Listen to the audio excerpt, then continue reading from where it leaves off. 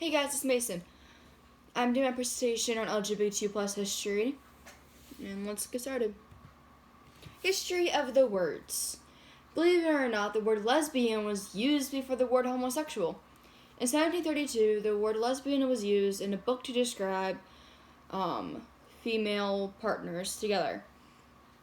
And 137 years later, the word homosexual was used in 1869.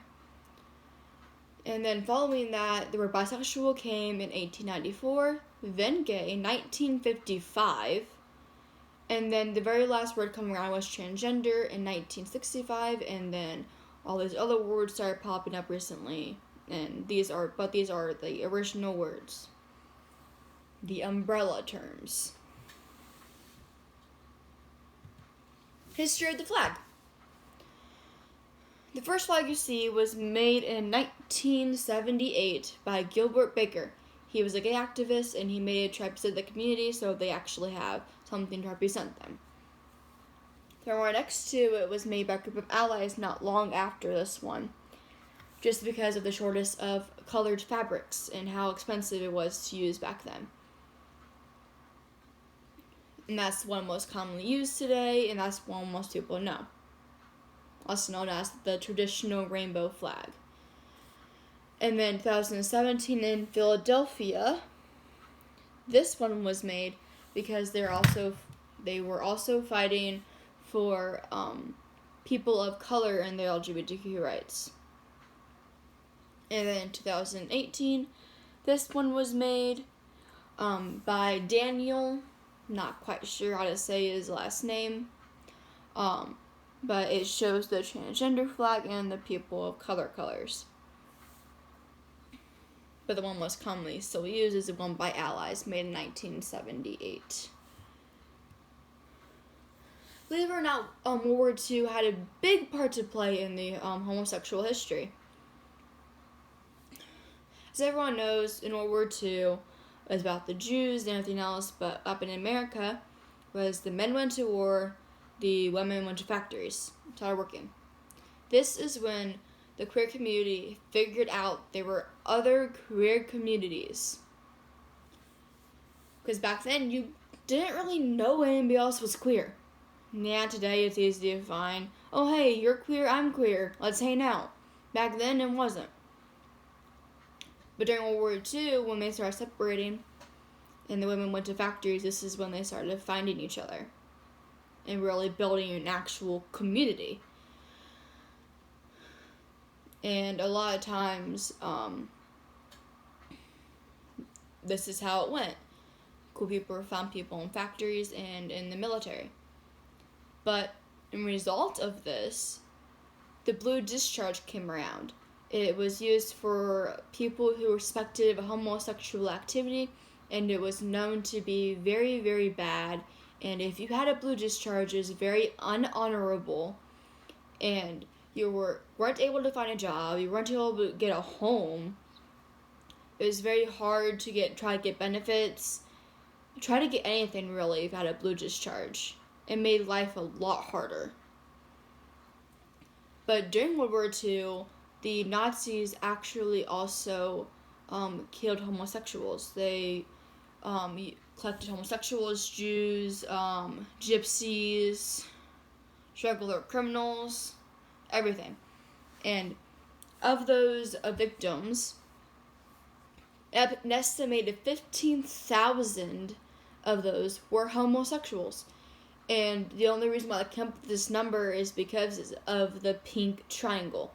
The pink triangle was used to identify gays or homosexuals during the uniforms in camps. And they would use them for target practice and for experiments to try to find a cure for homosexuality, because back then it was seen as a mental illness and it was wrong and everything else. And it wasn't normal. Wasn't normal back then.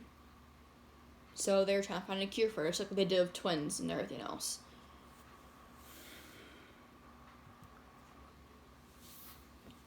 Just common history. In 1987, the word homosexuality was no longer a mental illness. in America. Before that, they were sent to asylums and everything else, causing tons and tons of pain, pretty much. And so finally, it was cognatus illness, and that caused a lot less suffering. In 2015, we finally granted the right to marry.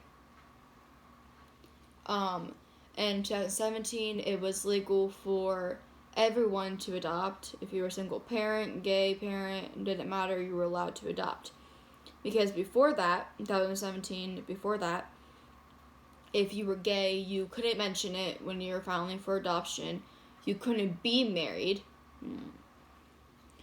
If you're married to another person of the same sex, they would deny you.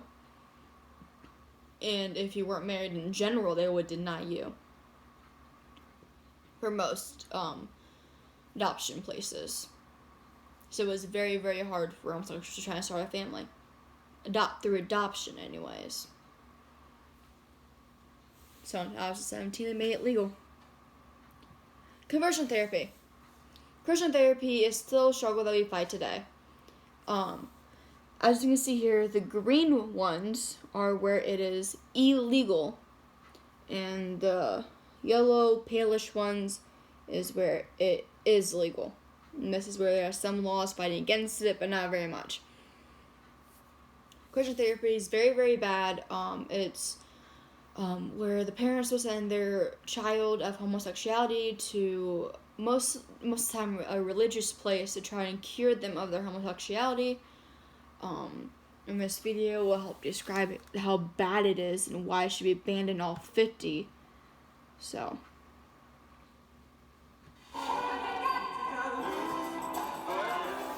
Music is what's helping medical student Harper Perrin in the long recovery from conversion therapy. Still struggling half a decade later.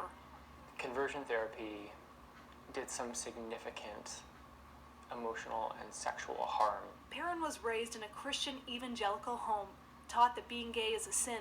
So at 18, Perrin sought out conversion therapy through a mentor at church.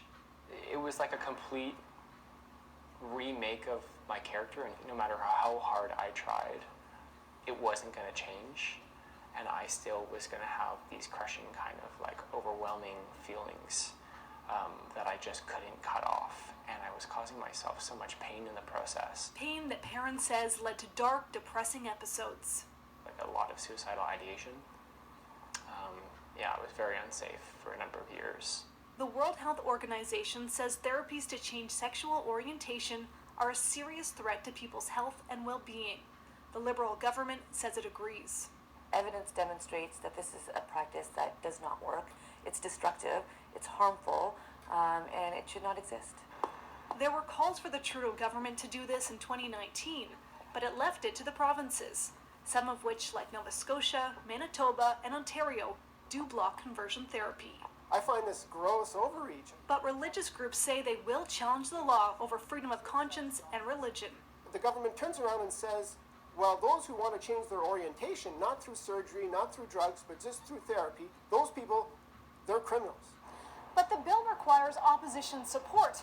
The NDP are all in. The Conservatives say they support it in principle, but still need to see the language of the bill. Ashley Burke, CBC News, Ottawa.